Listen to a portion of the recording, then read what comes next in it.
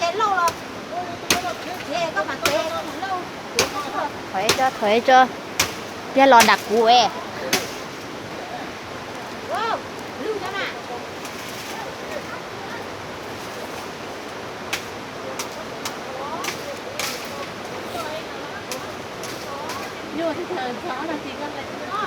Yo, tu abe thi à? Ina thi sữa. Thế chẳng lâu cho có thể lâu lại. Đấy, để sắp đấy. Để tuổi. Mở rồi. Thế chẳng có một tên không? Tê, chia ít phát được sao có tê thế cho chả thế. Cái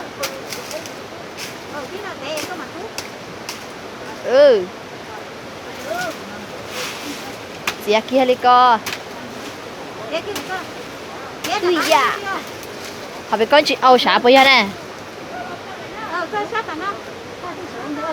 Yun ye mo yan gì ơ, bố cháu nó cho cháu đâu. Một cái xa lư. Một cái xa lư lư bò.